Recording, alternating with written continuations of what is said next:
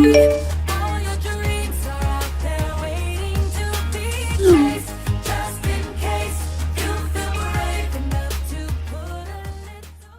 guys, welcome back to my channel. It's me, Gary from The Happiest Photography, and today we're going to go over using MASTIN LABS presets on Disney photos.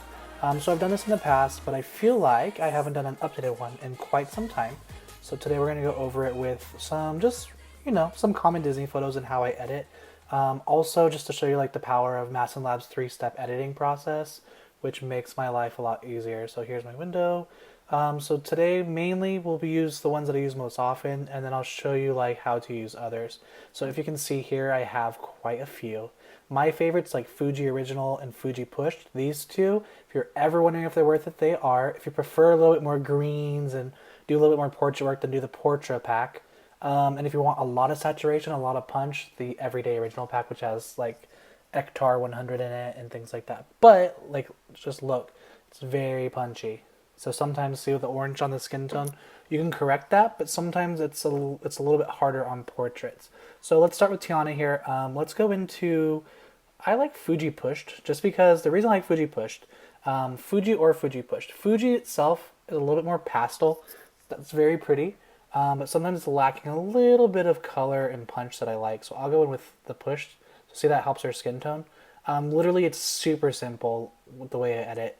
Just click your preset, and then you adjust exposure and white balance. So with her, what I normally do for exposure is I'll actually crop to the skin like this, and then I'll just look at the histogram. Exposure looks pretty good, but from up here shows that's a little underexposed. So I would go up a little bit to about where she's bright, maybe about there, about 0.5.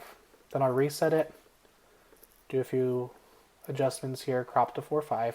I like to crop it beforehand so I know what the final product looks like. And then with this here, see the highlights are going on a little bit. So if you hit J, it'll show you what's blown out. So if I want to bring highlights back, I could do, MASTIN LABS comes with these tone profiles. And what tone profiles do is that they'll like bring down, they can enhance highlights, bring them down, enhance shadows, or lift everything to make it softer.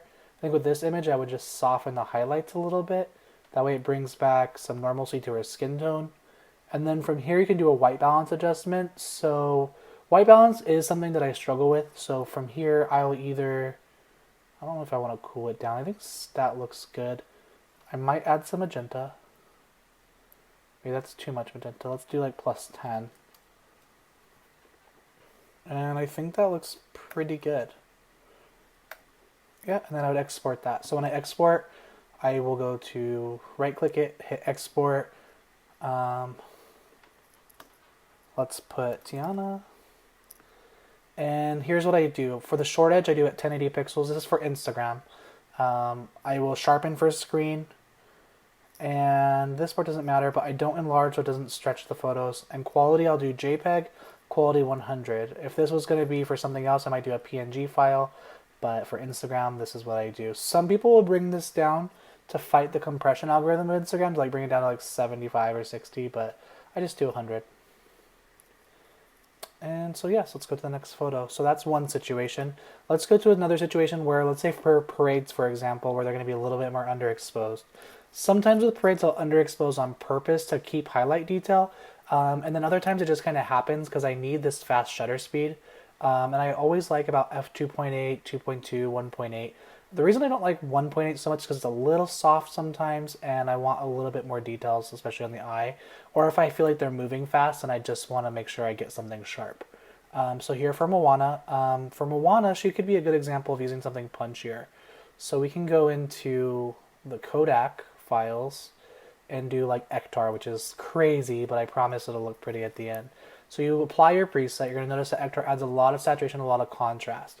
So what you want to do next is work with your exposure. So majority of the time you're going to bring exposure up.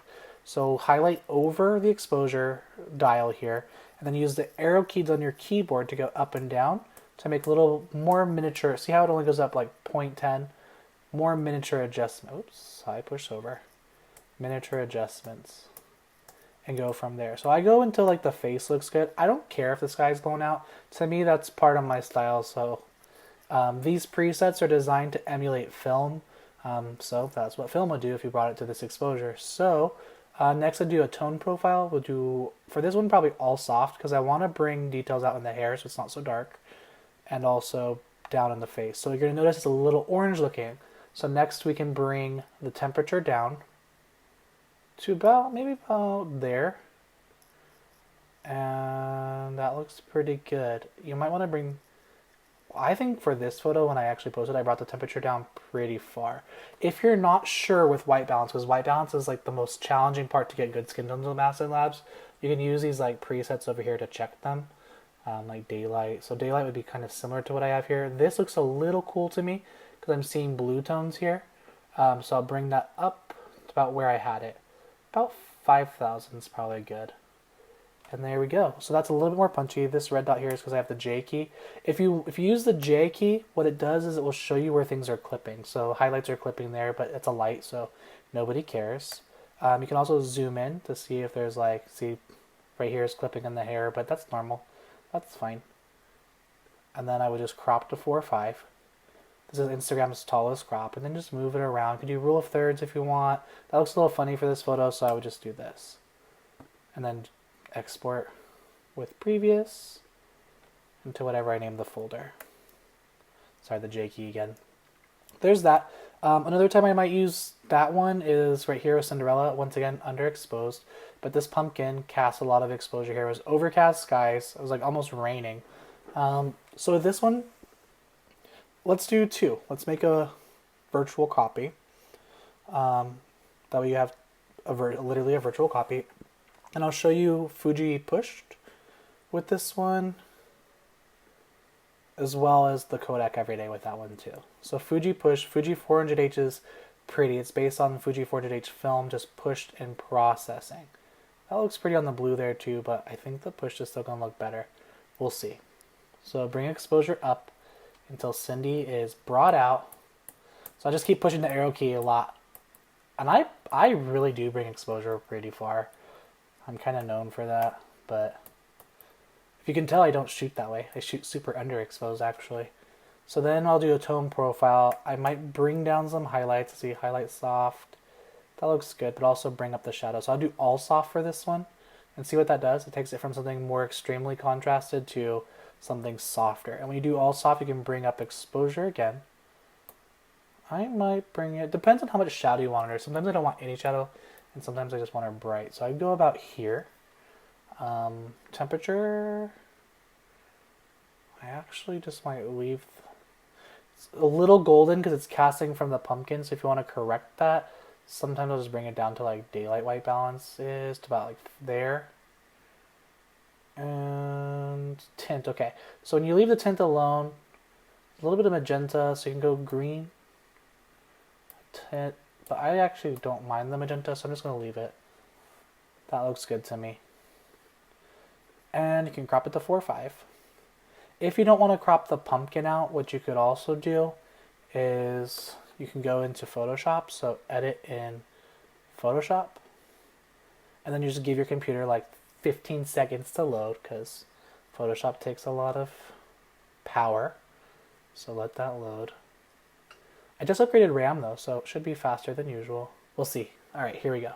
So then I just go into the cropping tool, which is over here. So click cropping. I do 4 or 5 radius or 8 by 10. And then I'll just take these little bars and go to the top of my photo. Go to the bottom of my photo. Hit enter. And there you go. So then I would just export, save for web legacy. Wait for that to load. 100 quality at JPEG. And I would do this. Convert to sRGB, which is the monitor, but I mean, I don't think you have to do that. I think that's already clicked, so I just keep it clicked. And then hit save. And then into your folder. I think that's the same folder that I had everything else saved in. And that's it. So I can either leave Photoshop open or close it. I usually will leave it open actually if I'm going to do this with multiple photos like these. Alright, so that's Cindy with, this is Fuji pushed. If you want to see what it looks like with Fuji original, it's going to be a lot softer. So Let's do Fuji 400H, same thing. Lens corrections on. Bring up exposure until she's bright. Right about there. I'd probably do all soft again. See how it's a lot more pastel versus that. So that's why I like Fuji pushes a little bit more saturation. On Cindy here, oh, chromatic aberration here. Let's fix that. A lot of these, oh, it's already fixed here. So what you'd want to do is go into defringe. So your Lightroom will kind of try to fix it for you.